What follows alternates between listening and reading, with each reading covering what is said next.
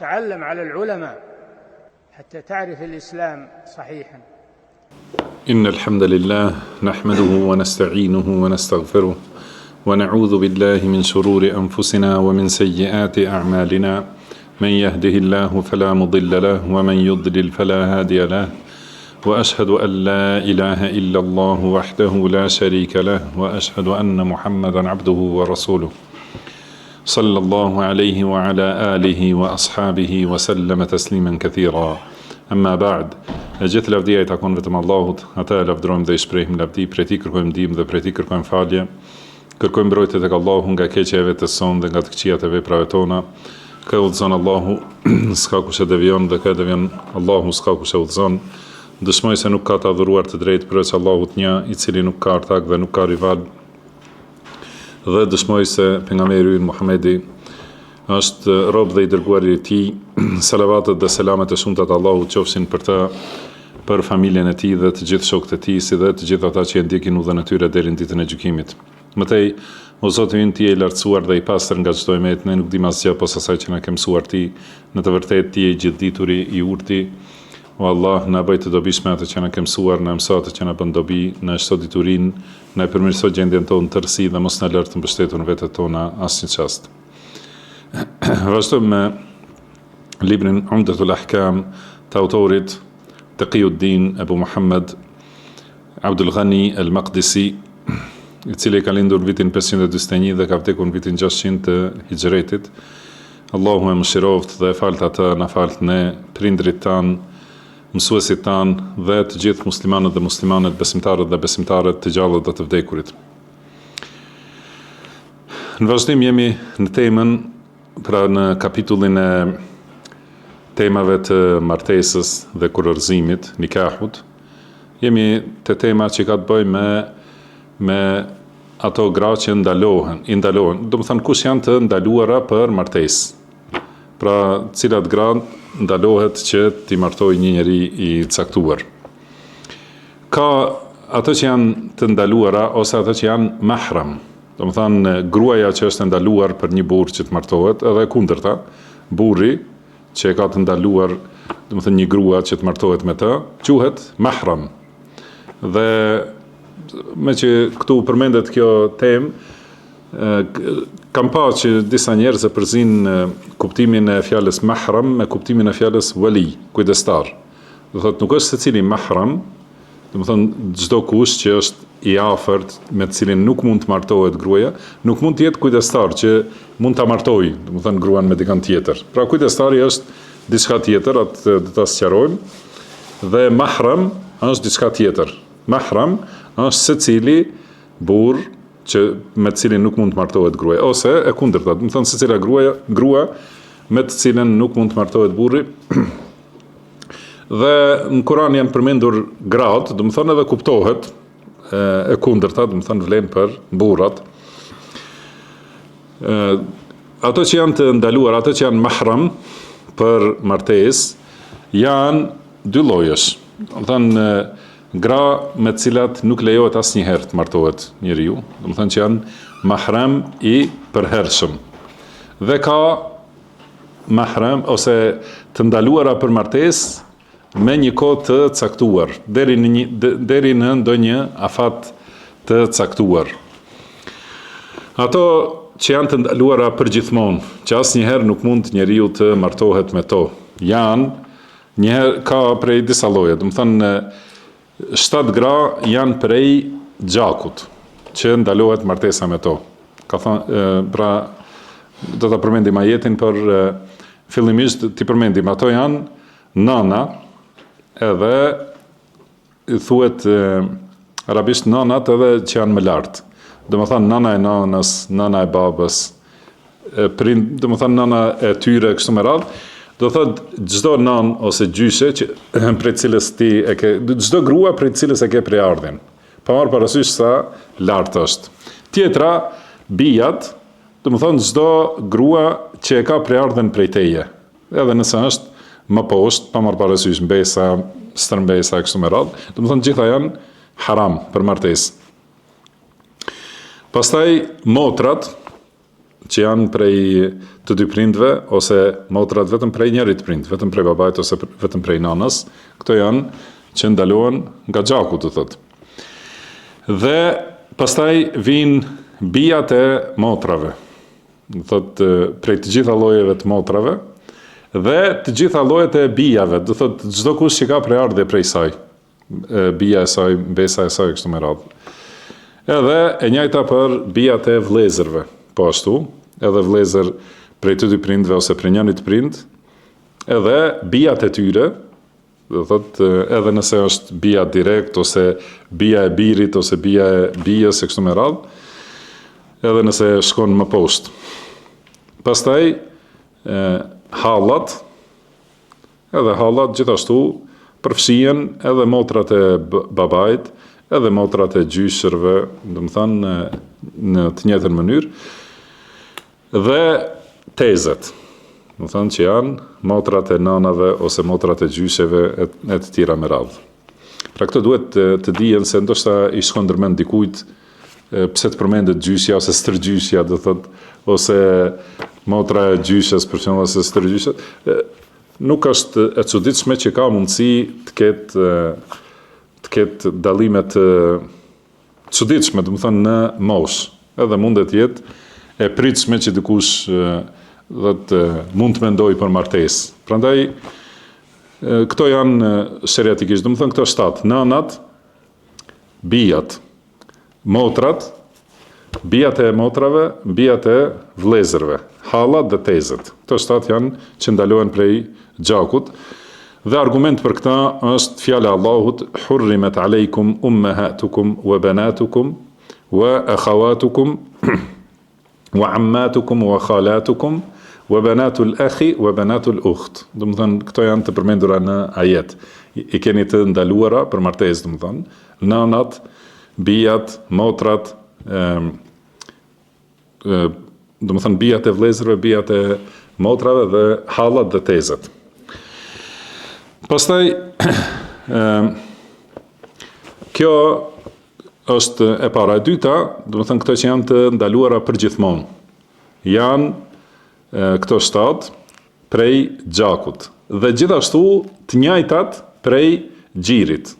Thotë kur një fëmijë pi gjit e një grua, që nuk është nëna e tij, domethënë që e ka lindur, pi gjit e një grua tjetër, nëse ka 5 herë që ka pi gjit prej saj, domethënë ai bëhet sikur të jetë biri i saj.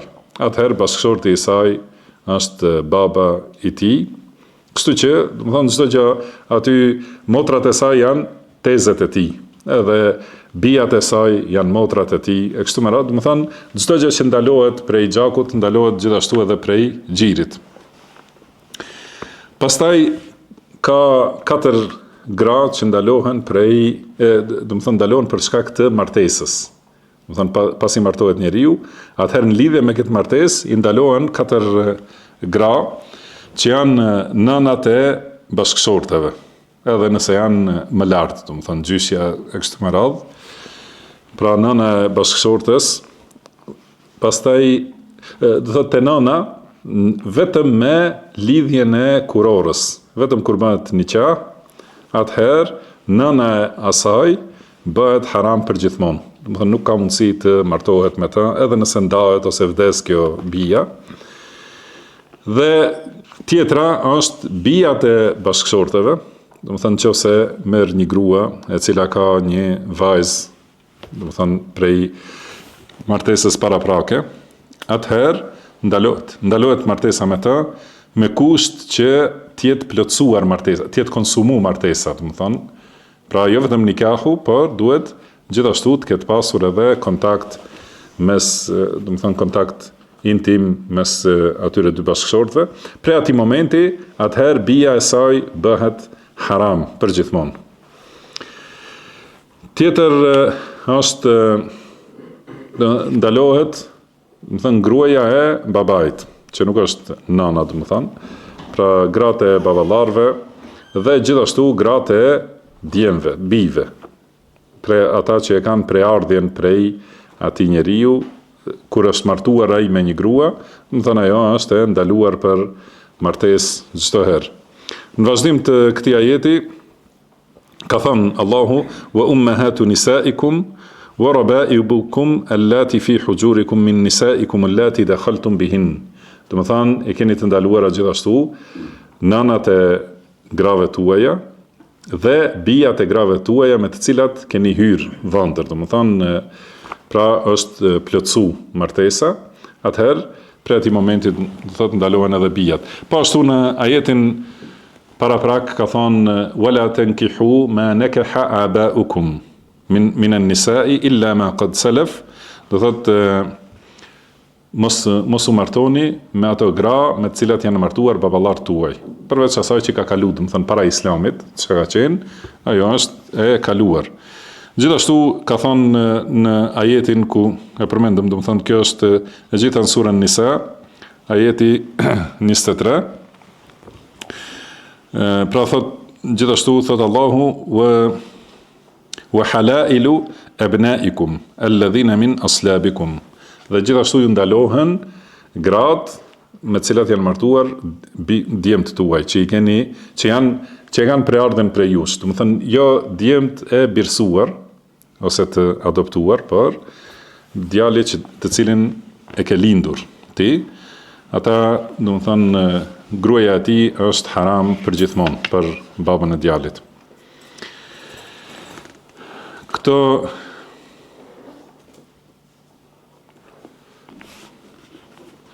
e njëjta për lidhjet e martesës, e njëjta vlen edhe në lidhje me lidhjet prej gjirit. Do të thënë, sikur të ato që janë të ndaluara prej gjakut, edhe këto prej martesës. Do të thënë, nëse ka gruaja një nënd prej gjirit, do të thënë gjithashtu ndalohet edhe ajo, ose ka bi prej gjirit, është e ndaluar. Do të thënë, njësoj lidhja, siç është lidhja e gjakut, është lidhja edhe e gjirit. Do të thënë, dhe shkaku mund të jetë vetëm nga lindja, do të thënë vetëm prej gjakut tënd, ose për shkak të martesës. Do thotë atëherë në të gjitha këto vlen njësoj, edhe lidhja e gjakut edhe lidhja e gjirit. Këto janë gratë që ndalohet përgjithmonë martesa me to. Edhe këto quhen mahram, me kuptimin e plot. Dhe ka gra që martesa me to është e ndaluar përkohësisht. Dhe këto janë, për shembull, motra e gruas. Do të thënë, është haram të marrë dikush dy motra për një herë. Gjithashtu halla, tezja e gruas, do të thënë, pra motra, halla dhe tezja e gruas janë të ndaluara që t'i bëj bashk njeriu në të njëjtën kohë, do të thënë të ketë kuror me to. Kështu që nëse gruaja vdes ose ndahet me atë grua, atëherë këto lejohet prapë martesa me to, dhe për këtë shkak quhen, thotë, mahram të përkohshëm.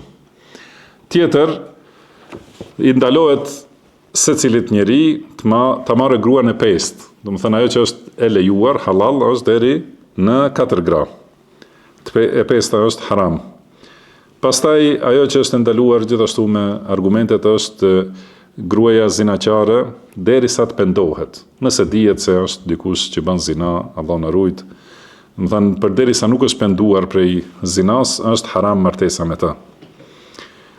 Tjetër, gruaja të cilën njeriu e ka divorcu 3 herë, atëherë i bëhet haram që të martohet me ta, derisa ajo të martohet me një tjetër burr me martesë të rregullt dhe të jetë martesa e plotë, e konsumuar, do të thënë.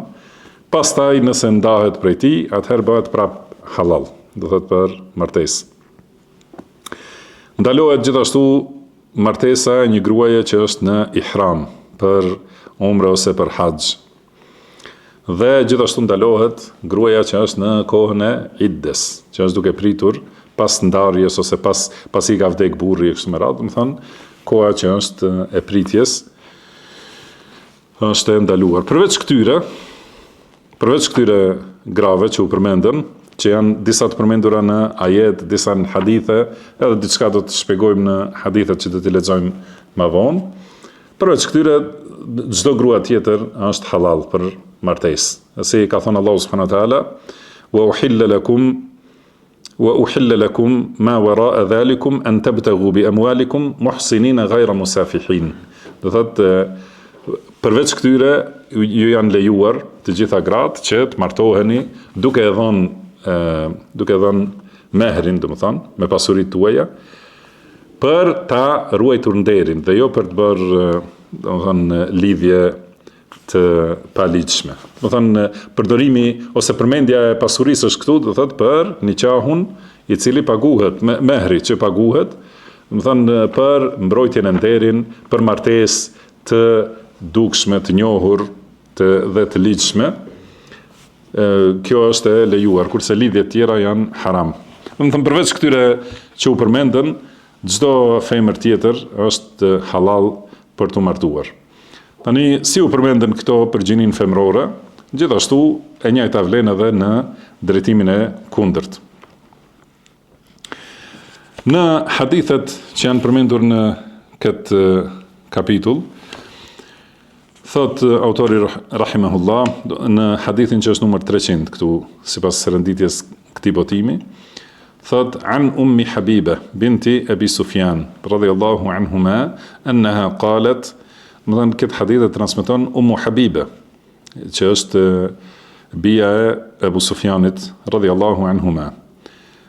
Ka thonë, pra edhe Ummu Habiba është një prej nanave të besimtarve, radhiyallahu anhunna ajma'in, dhe Allahu ja ka dhënë këtë mirësi që është martu me dërgumin e Allahut sallallahu alaihi wasallam, edhe në kohën kur babai i saj Abu Sufjani radhiyallahu anhu në atë kohë ka qenë mushrik, edhe ka qenë që e ka luftu pejgamberin sallallahu alaihi wasallam, mirëpo kësaj gruaje Allahu ja ka dhënë këtë mirësi që ka hyrë në Islam dhe e ka ngritur edhe më lart që është martu me dërguarin e Allahut sallallahu alaihi wasallam. Dhe kjo pasi ka jetu me pejgamberin sallallahu alaihi wasallam, edhe e ka pa këtë mirësi dhe dhunti që ja ka dhuru Allahu, edhe e ka pëlqy jetën me pejgamberin sallallahu alaihi wasallam. Prandaj kur kemi thënë për urtësitë e martesës së pejgamberit sallallahu alaihi wasallam me më shumë gra, është një prej këtyre urtësive, se disa prej atyre grave kanë qenë bija të armiqve të pejgamberit sallallahu alaihi wasallam. Edhe nëse kishin pa në një sjellje të keqe ose kishin vërtetuar diçka prej asaj me cilën e kanë akuzuar pejgamberin sallallahu alaihi wasallam, kanë akuzuar se mëson Kur'anin nga një njeri i caktuar, kanë thonë prej Jemeni, ose kanë thonë se është i smur prej shejtanëve, më thënë edhe shejtanët i shpallin, ose kanë thënë se është magjistar, ose kanë thënë se është poet. Më thënë tani këto bijat e këtyre njerëzve që kanë jetuar me pejgamberin sallallahu alaihi wasallam, në momentin që do të kishin vrejtur diçka të tillë, më thënë, do ta kishin shfaqë dhe do të ishin largu prapë te baballarët e tyre. Dhe ata janë martuar me pejgamberin sallallahu alaihi wasallam me këtë besim se ky është i dërguari i Allahut. Edhe kur kanë jetuar aty, atëherë edhe më shumë është shtu bindja, edhe më shumë ka qenë kënaqësia e jetesës me pejgamberin sallallahu alaihi wasallam. Prandaj Ummu Habiba radhiyallahu anha ka thënë inkih ukhti ibnata Abi Sufjan, ka thënë martohu me motrën time, bijën e Abu Sufjanit. Ka thënë pejgamberi sallallahu alaihi wasallam awa tuhibbina dhalik, do të thonë a do këtë, do të thonë kjo është pyetje prej habis, se kuptohet që asnjë grua në botë nuk dëshiron që burri i saj të marrë një grua tjetër. Dhe prandaj ka pyetur pejgamberi sallallahu alaihi wasallam në këtë mënyrë, do thotë a dëshiron që të marrë tjetër grua? Ka thënë Ummu Habiba radhiyallahu anha, thotë faqultu na'am, lastu laka bimukhliya.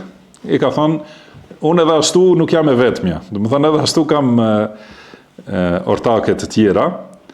Wa ahabbu man sharakani fi khairin ukhti.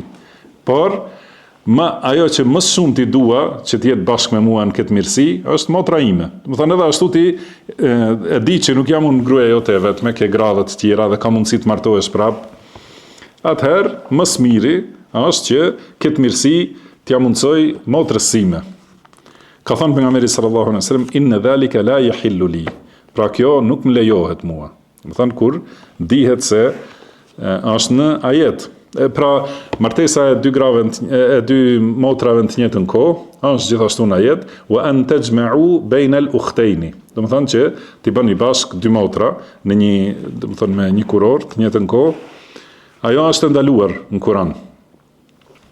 Atëherë, si ka mundësi Ummu Habibe që ta jape këtë sugjerim, këtë propozim, kur në ajet është qartë, do të thonë se ndalohet martesa e dy motrave në të njëjtën kohë. Kam thonë disa prej dietarëve që prej kësaj që do të vi më vonë, e shihni se kur ta lexojmë një herë këta. Ka thonë Ummu Habibe fa inna nuhaddathu annaka turidu an tankiha binta Abi Salama. Pra na kanë thonë ose na thuhet se ti do të martohesh me bijën e Abu Salamës.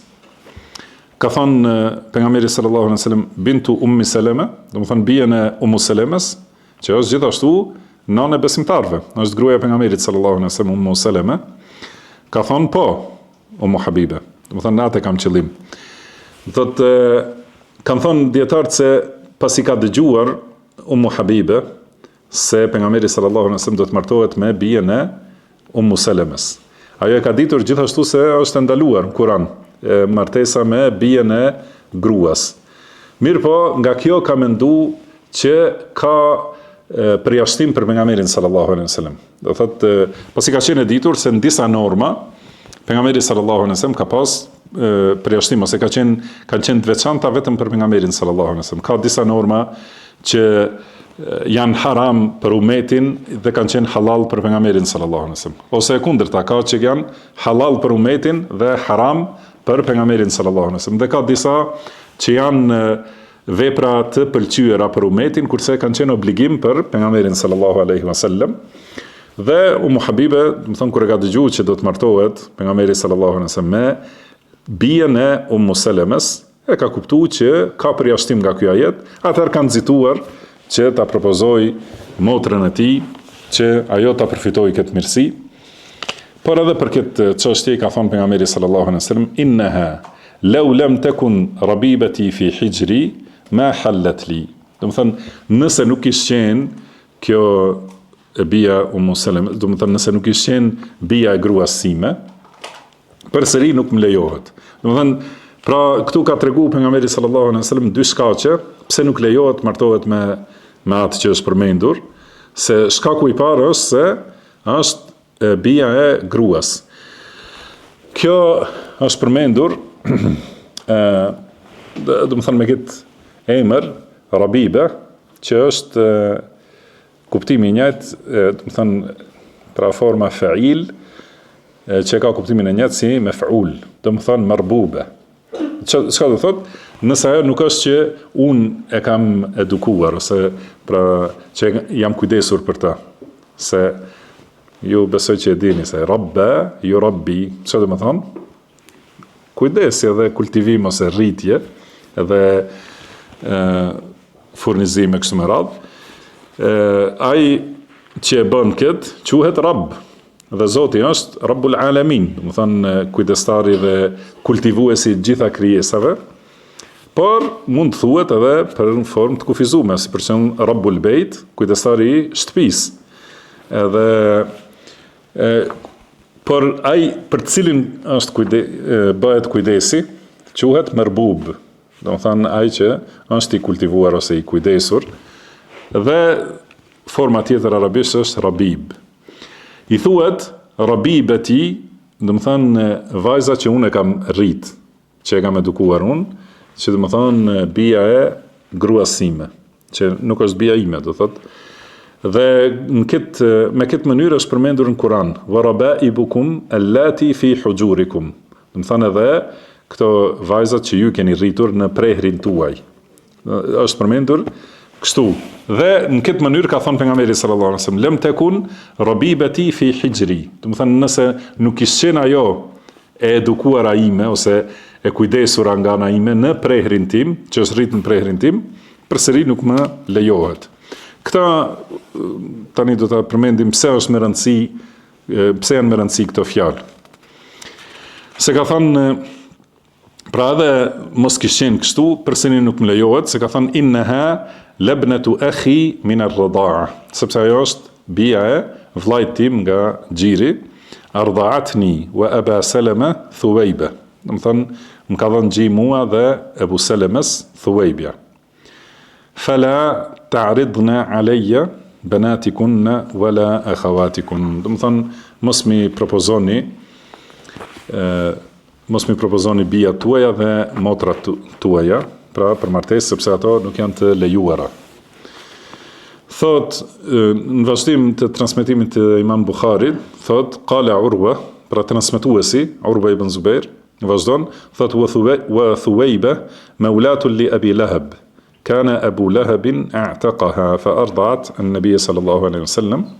Do thënë kjo Thuwayba, gjithansja e pejgamberit sallallahu alaihi wasallam dhe Abu Salamas ka qenë robresh e Abu Lahabit, i cili e ka liruar Abu Lahabi dhe kur është kujdesur për pejgamberin sallallahu alaihi wasallam ka qenë në lirë. Pastaj thot falamma mata Abu Lahabin ra'ahu ba'du ahlihi bi sharri hiba. Edhe kur vdiq Abu Lahabi, dikush prej familjes së tij e ka pa në ëndër në pamjen më të keqe. Do të thonë që ka qenë i dënuar në xhehenem dhe i ka thonë madha laqit, ka thënë çfarë gjete, do thotë në ahiret, ka thënë Abu Lahabi lam alqa ba'dakum khayran. Do të thonë nuk kam pa asnjë të mirë pasi jam nda prej jush, ghayra anni suqitu fi hadhihi bi ataqati Thuwayba. Ka thënë mirë po, më zdhon këtu në jetën e varrit, më zdhon të pi ujë për shkak të çlirimit të Thuwaybas, radhiyallahu anha.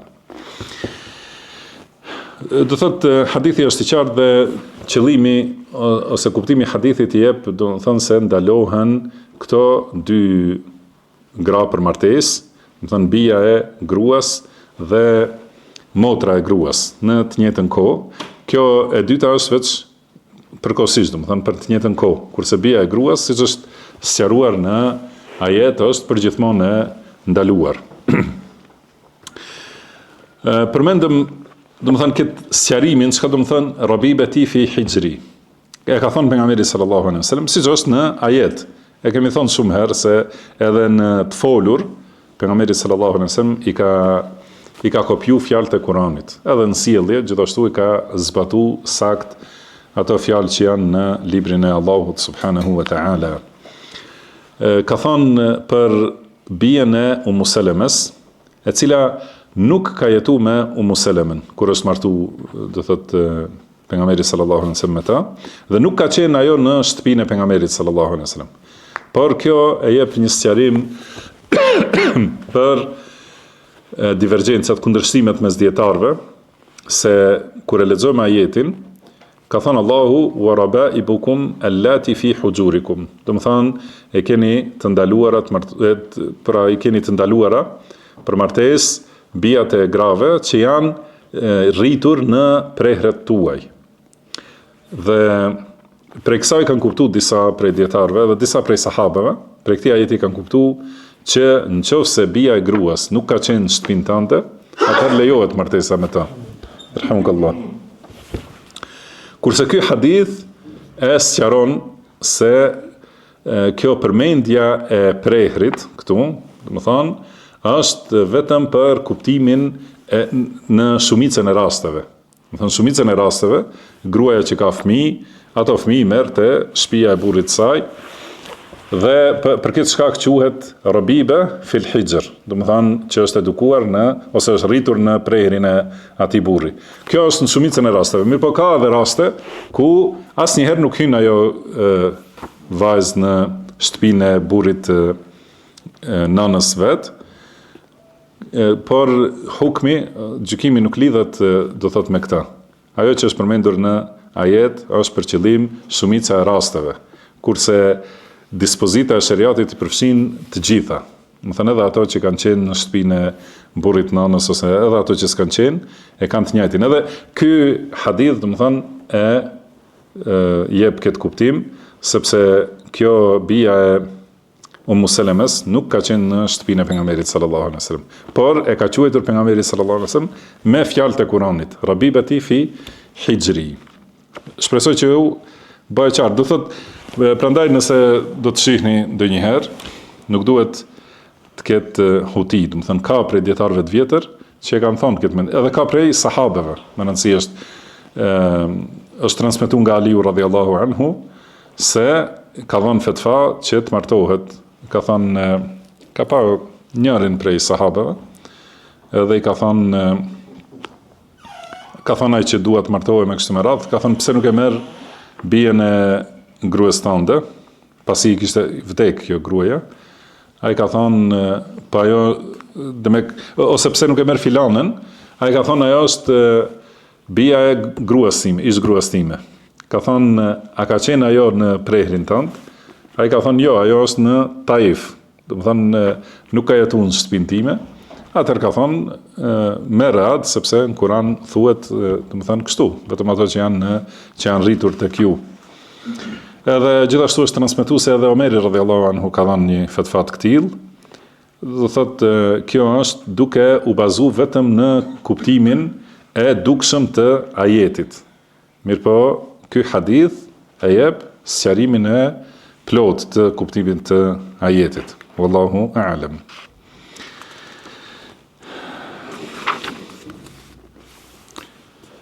Po ashtu në këtë hadith e shohim se ai që pyetet, do të thënë kur duhet të japë një fetva për çështjet e fesë, duhet të pyes për detaje, që ka mundësi të bëjnë ndryshim, do të thënë detajet që mund të japim ndryshim në përgjigje, duhet të pyes si pejgamberi sallallahu alaihi wasallam që ka pyetur, a ke qëllim këtë apo atë, prandaj thotë kjo është prej edukatës së atij që pyetet. Edhe siç tham, më thënë Ummu Habibe ka kuptuar që këto që i ka përmendur, do të thënë ka përjashtim për pejgamberin sallallahu alaihi wasallam, edhe për këtë shkak ja ka ofruar motrën e tij, motrën e saj. Pastaj hadithi i radhës thot an Abi Huraira radhiyallahu anhu qala Rasulullah sallallahu alaihi wasallam la yujma'u bayna al-mar'ati wa 'ammatiha wala bayna al-mar'ati wa khalatiha. Do thot, ka thënë pejgamberi sallallahu alaihi wasallam, nuk lejohet bashkimi në të njëjtën kohë në martesë, do të thonë, mes gruas dhe hallës saj, ose mes bashkëshortes, do të thënë, me pas atë bashkëshorte që e ke dhe me marrë edhe hallën e saj ose tezën e saj. Do të thënë nuk lejohet në të njëjtën kohë. Ose e kundërta, për shembull nëse e ke një grua, edhe me gjet një grua tjetër që ajo e ka këtë hallë ose teze, po ashtu nuk lejohet. Do të thënë, prandaj këto në hadithe, do thotë me shprehje të shkurta që e japin kuptimin e plot. Do të thënë, nga ky hadith kanë thonë dietarët, do të thonë çdo dy gra që nëse e mendojmë njërën prej tyre mashkull, do ta kishte pas haram të martohet me atë tjetrën, do të thonë ato dy gra nuk lejohet të jenë në të njëjtën kohë të martuara me të njëjtin burr. A është e qartë kjo? Jo? Pra, i kemi dy gra. Nëse e mendojmë se njëri prej tyre është do të thënë njëra prej këtyre dyjave, ta zëmë se është burr, në vendin e saj me vendos burrin. Me këtë tjetrën, a do të kish pas të lejuar të martohet ose jo? Pra nëse është kjo grua, bija e saj, pra nëse kish qenë burr, nuk lejohet me motra, për shembull, ose halla, ose tezi, ose bija e vllajt, ose bija e motrës. Do të thonë, nëse njëri, ose me thonë ndryshe, nëse je ti në vendin e asaj gruas tënde që e ke, atë lejohet më martu me këtë gruan tjetër, atëherë, do të thonë vendin e gjakut.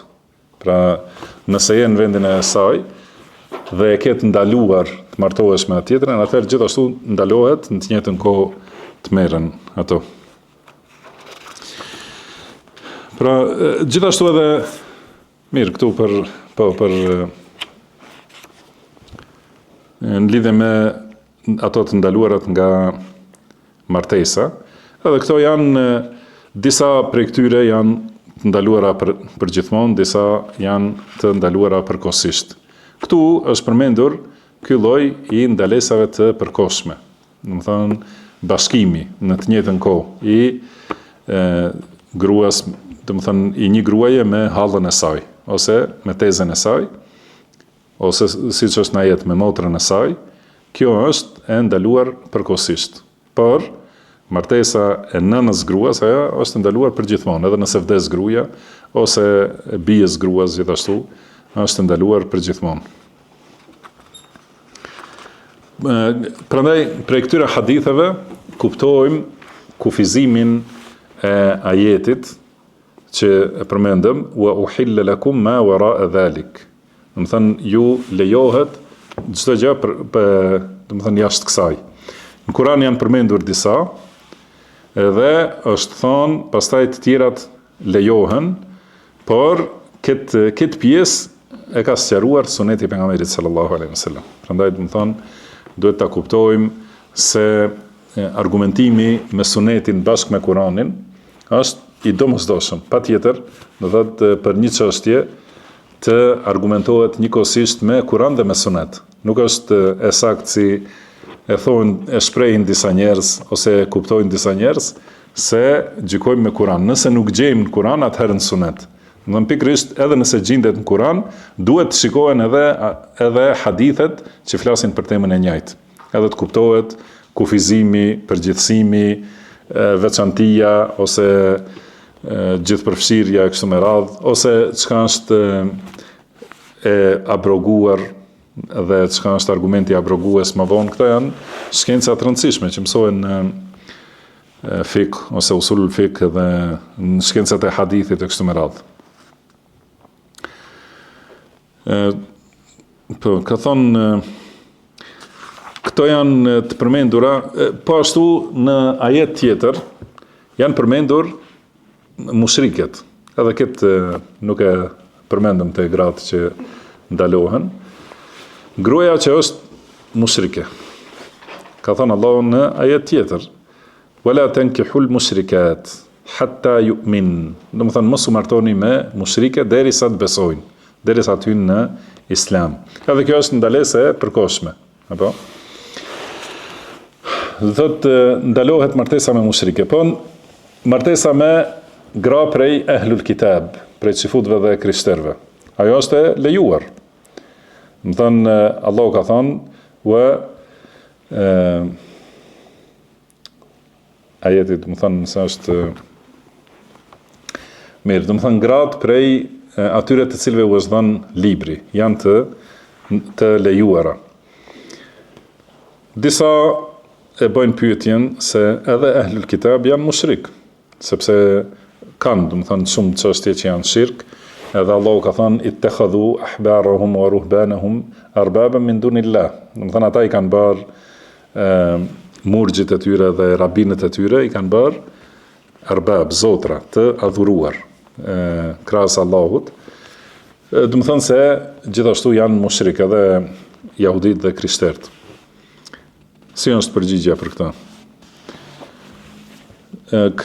Prej grupit të gjithë mushrikëve, Allahu i ka veçu ehlul kitab. Do të thonë që lejohen kafshët që i therin ata, janë halal për t'i ngrënë dhe gjithashtu gratë e tyre janë halal për t'u martuar me to. Pasi esenca ose fillimi i fesë së tyre nuk është shirk. Do të thonë fillimi kur ka zbritur nga Allahu, do të thonë ajo është fe që e ka zbrit Allahu subhanahu wa taala, ka qenë fe e tauhidit.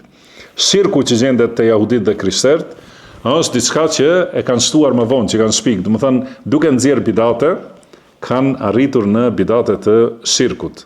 Edhe këto janë të shtuara në fe, nuk është esenca e fesë. Prandaj ato bëjnë përjashtim prej të tjerëve që në fillim e kanë fenë të bazuar në shirk. Do thënë me ato nuk lejohet martesa, kurse këto që feja e tyre në fillim ka qenë fe e tauhidit, e zbritur nga Allahu, pastaj është shtu shirkun to, atëherë lejohet me to. Yerhamukallah.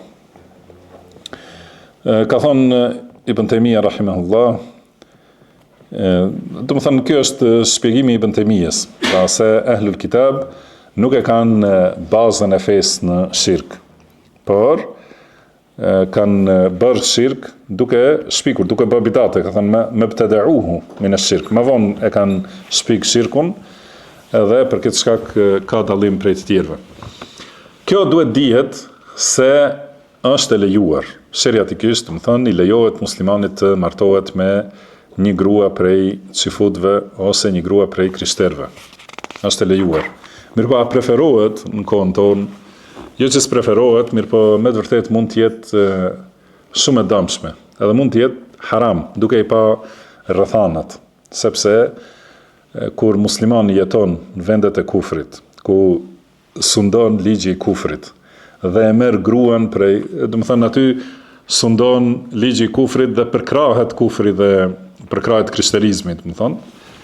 Edhe e merr njeriu gruan, e merr muslimani, do të thonë gruan që është krishtere, edhe atëherë, do të thonë është pothuajse e pamundur që fëmijët të edukojnë në islam. Pothuajse e pamundur. Përveç nëse gruaja pranon islamin. Mirë po kur flitet për martesë me Ahlul Kitab, nuk është këtu kusht që ajo ta pranojë islamin. Do të thonë është që nëse mbetet në fenë e saj, a lejohet martohet muslimani me ta. Nëse martohet me një të krishtere, edhe jeton në vendin e krishterëve, edhe atëherë ato ta ketë mundur, do thonë që t'i edukoj fëmijët, madje edhe që ta ruaj fenë e vet, edhe që ta ruaj nderin e gruas vet. A është e mundur kjo? Do thonë është pothuajse e pamundur. Është tepër e vështirë, edhe në shumë raste edhe pamundur, për këtë shkak nuk i preferohet muslimanëve, nëse e mësojnë këtë, do thonë, e mësojnë se është e lejuar edhe të mendojnë se është e lejuar të thotë pas një kushzim. Puna nëse jetojnë muslimani edhe ajo e krishterja, jetojnë në vend islam, në vend muslimanëve. Edhe atëherë muslimani e merr atë krishteren që hyn familjet muslimanëve, edhe e shem islamin nga afër. Kjo është e dobishme. Edhe në shumicën e rasteve ato gra e pranojnë islamin. Domthon kur jetojnë brenda familjeve muslimane, por edhe nëse ajo nuk e pranon islamin, damet që mund të vinë për pasardhësit janë pothuajse zero. Prandaj këtu është lejuar, kurse në raste tjera, do të thonë, nuk është as pak e preferuar edhe, prandaj disa prej dietarëve edhe thonë që nuk lejohet në vendet e kufrit, do të thonë të martohen njerëz me jo muslimane. Tema tjetër ka të bëjë me kushtet e nikahut, edhe ato inshallah, do të thonë nuk do ta fillojmë tani, ta marrim komplet në mësimin e radhës. Wallahu a'lam wa sallallahu wa sallama ala abdihi wa rasulihi nabiyina Muhammad. Subhanaka Allahumma wa bihamdika ashhadu an la ilaha illa anta astaghfiruka wa atubu ilaik. Wa akhiru da'wana anil hamdulillahi rabbil alamin.